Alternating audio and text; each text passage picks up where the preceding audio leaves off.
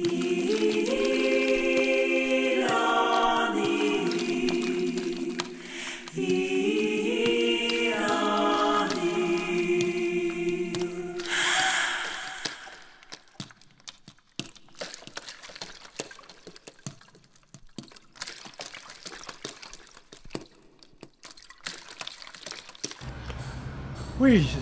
moi, je crois que c'est une question valable pour n'importe quel créateur, et surtout au niveau de la littérature. Et l'intertextualité est incontournable. D'abord, au niveau local, j'ai été d'abord influencé, comme presque tous les écrivains de ma génération, d'abord par Jacques Roumain, avec cette écriture particulière où il y a ce métissage du créole et du français. Et puis j'ai été presque à la même époque influencé par Jacques-Stéphane Alexis, qui est un écrivain d'un autre registre, mais qui m'a beaucoup influencé d'abord par son engagement, c'est-à-dire la dimension éthique, politique. C'est le fondateur du Parti d'Entente populaire d'obédience marxiste, communiste.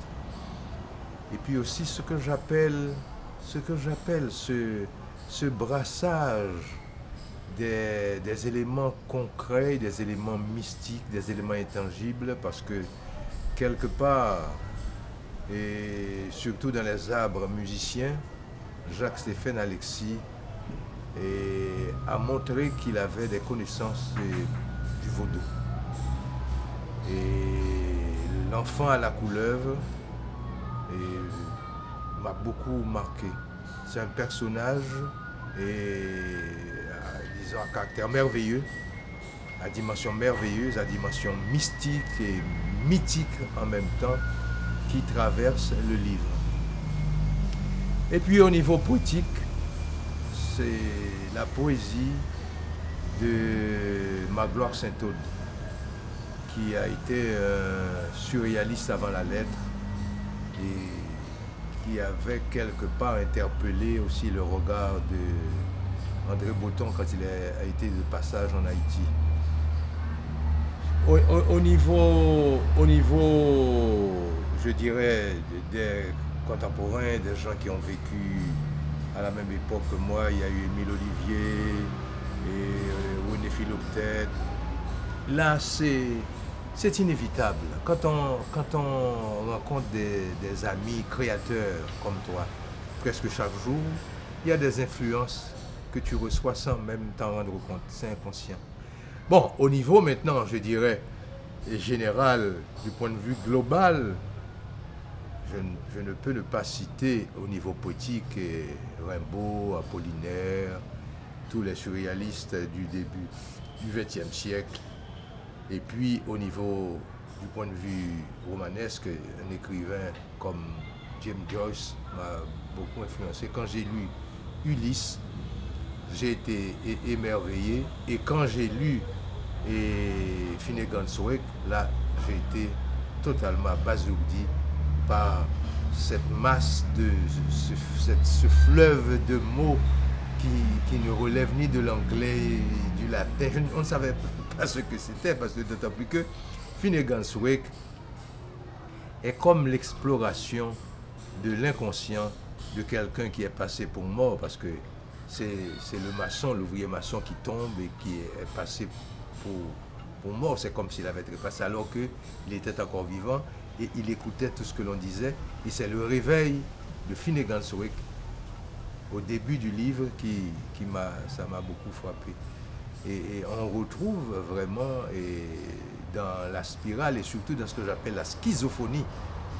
La schizophonie où je traite les mots à partir de leur son et non à partir de leur sens.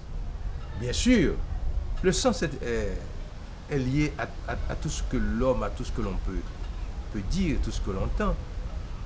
Quel que soit le son, il a un sens. Donc je me demande pourquoi les écrivains s'acharnent ainsi à rechercher le sens premier autant que les lecteurs. Moi, je sais que le sens, je ne peux pas l'éviter, il viendra. Que je dise un jargon, que je parle choual ou que je parle du créole haïtien ou martiniquais ou créole réunionnais, il y a un sens. Que je mélange toutes les langues du monde, il y aura toujours un sens. Mais ce qui m'intéresse, c'est la musique. En premier lieu, c'est la musique. Et c'est ça la schizophrénie. C'est la musique. Et cette musique qui te séduit, qui me séduit, qui m'emporte, me révèle à la fois un sens et un, je ne peux pas dire anti-sens, mais un non-sens.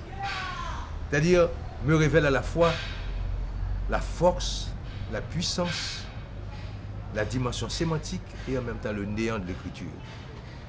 L'écriture, c'est à la fois un brassage de mots avec une signification au premier degré, mais en même temps aussi un brassage d'utopie, de fantasmes, de poussière et de vent, d'illusions.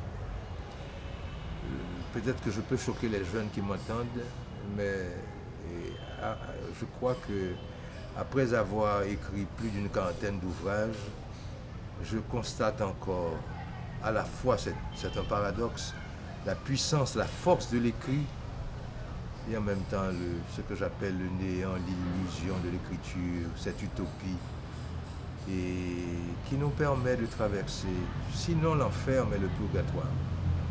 Ça calme, tu te trompes, et parfois de douleur.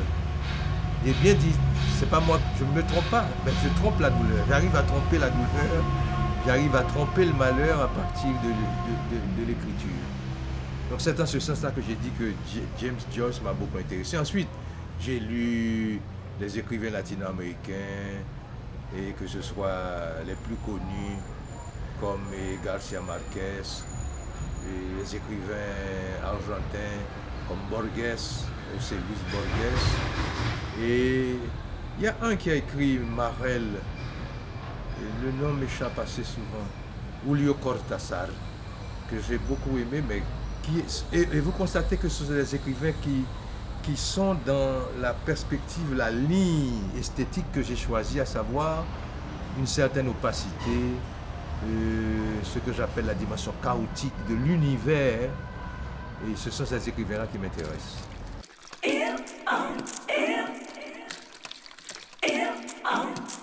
Je suis en train de faire une expérience que j'appelle Visa pour la lumière.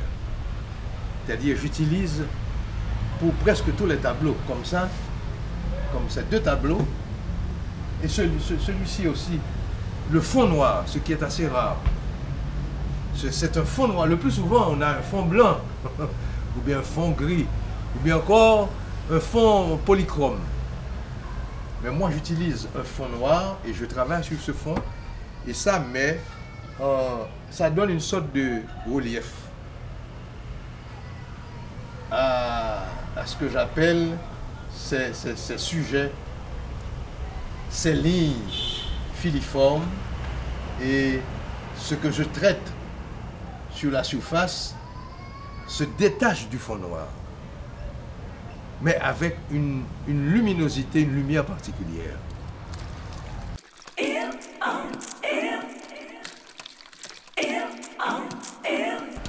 Et au niveau littéraire, je peux communiquer, si tu peux prendre pour moi ma dernière production. Ça s'appelle Amour, délices et orgue. Et c'est lié à un événement que j'ai vécu tout jeune. Amour, délices et orgue, ces trois mots, quand ils sont au pluriel, deviennent féminins. C'est-à-dire un amour merveilleux, mais des amours merveilleuses.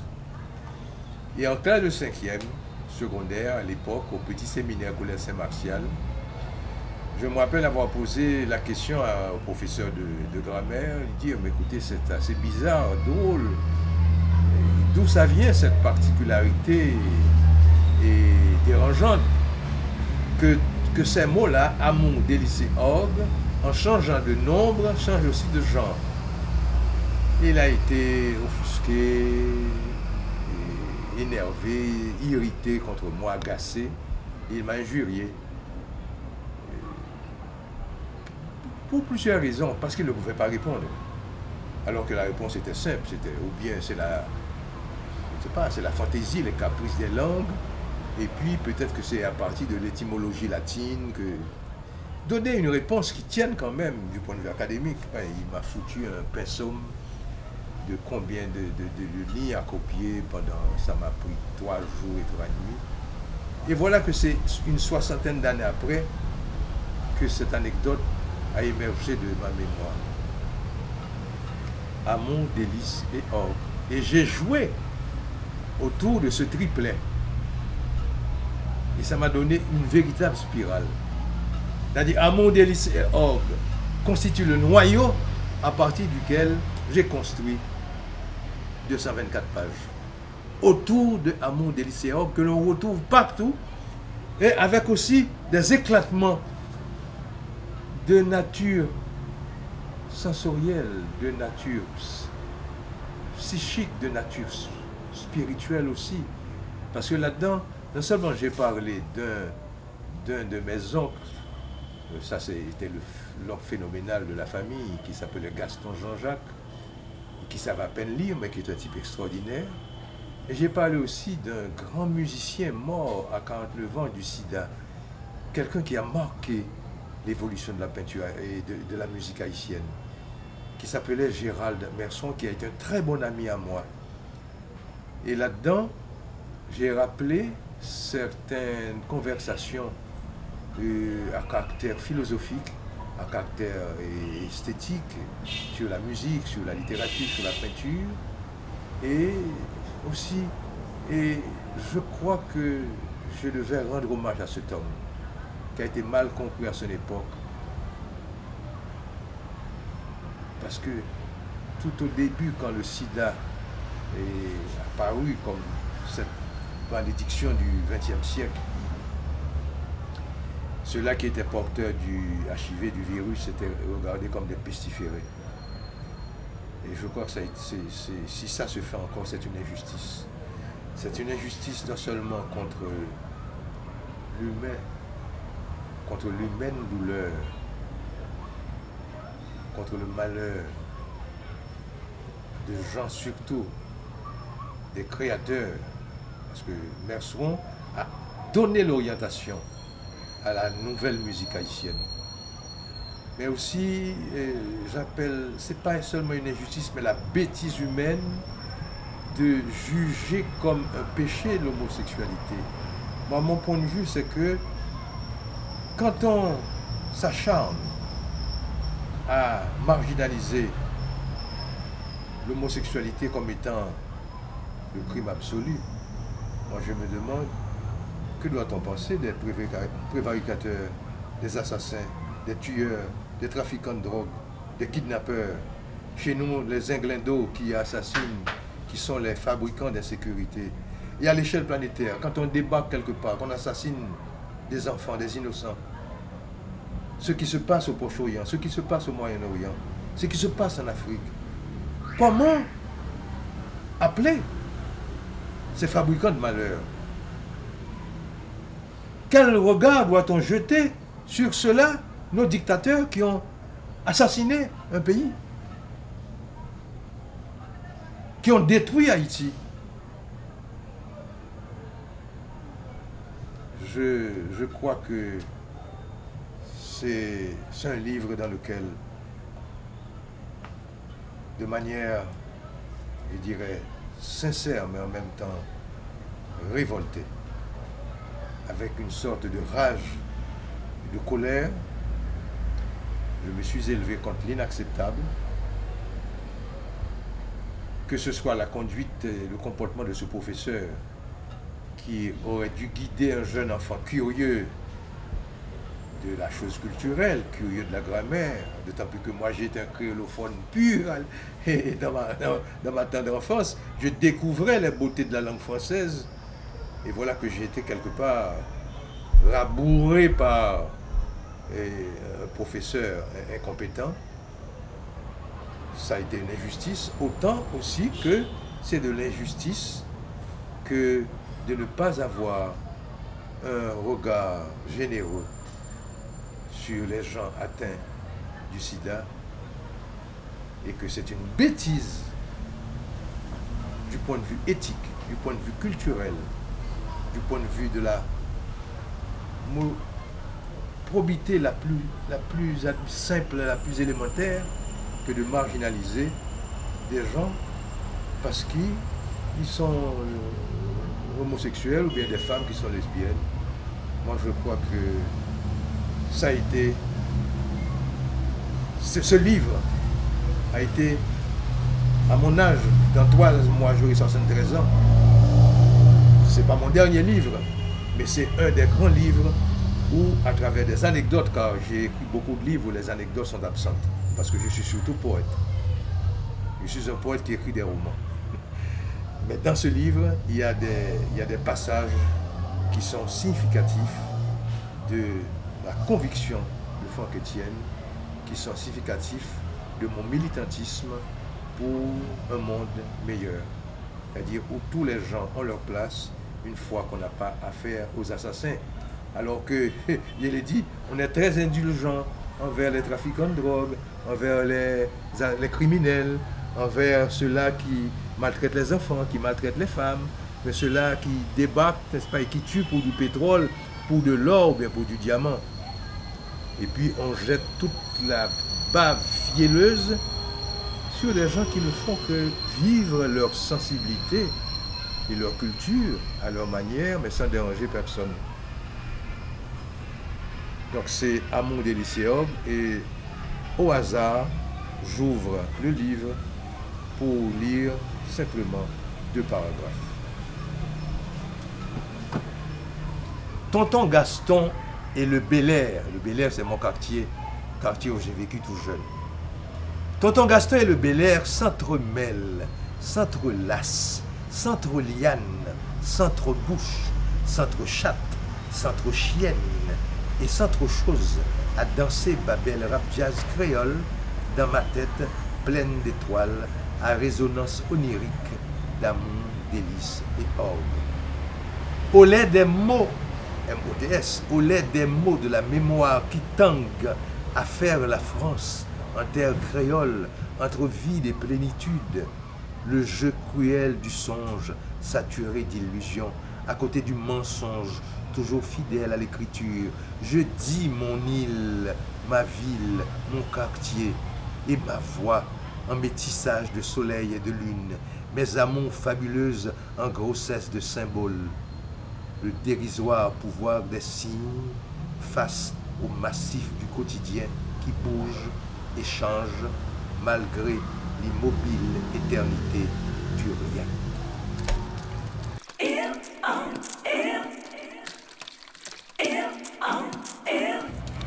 S'il s'agit d'insularité, moi je dis que tout être humain est enfermé dans une relative insularité. Et cette insularité n'est autre que la solitude parce que je peux compatir avec quelqu'un dans sa douleur. Je peux être solidaire de quelqu'un dans son malheur. Comme je le disais tout à l'heure, l'altérité rimbaldienne qui implique que je sois un autre. Je n'ai pas seulement je, c'est pas seulement moi, c'est l'autre et c'est les autres. Mais malgré tout, il y a une unicité, ne serait-ce qu'au niveau des empreintes digitales, ne serait-ce qu'au niveau du code génétique, ne serait-ce qu'au niveau des filaments d'ADN. Il y a une unicité qu'on appelle Jacques, Paul, Guibert, Gauthier, Thomas ou Franck. Mais quand il s'agit maintenant de ce que je ressens de manière physique au quotidien dans cette île que j'ai laissée pour la première fois à l'âge de 51 ans, je ne me suis jamais senti isolé des autres, que ce soit au niveau de l'archipel Caraïbe, que ce soit au niveau du continent américain, que ce soit au niveau de la totalité planétaire. Je me suis toujours senti un homme de la planète. C'est-à-dire, au moment même où je n'avais pas encore pensé à voyager, j'ai voyagé pour la première fois à l'âge de 51 ans. Au moment même où je n'avais pas encore voyagé, que j'étais très loin de faire mon premier voyage, que j'ai fait en Floride, aux États-Unis, quand j'ai débarqué en 87. à l'âge de 51 ans pour découvrir physiquement le monde extérieur, j'étais déjà en connaissance de tout ce qui se passait à l'échelle planétaire. Non seulement à travers mes lectures, les revues, les livres, mais à travers une sensibilité éclatée et je dirais un imaginaire en expansion. Et c'est ce qui a fait de moi cet écrivain particulier qui brasse les mots, qui joue avec les mots, qui parle de l'Afrique alors que je n'avais pas encore visité l'Afrique. J'ai toute une description de l'Afrique dans Ultra Vocal. Je suis fondamentalement fasciné par, à la fois par tout ce qui est, je dirais, saisissable au premier degré, autant que par ce qui est intangible et qui est loin de moi. Il y a un mariage du proche et du lointain, de l'ici et de l'ailleurs. Moi, je ne considère pas la ceinture marine comme un obstacle. La mer, pour moi, c'est plutôt un pont, une passerelle vers ailleurs. Et je ne ressens pas cette solitude. Et l'insularité, pour moi, c'est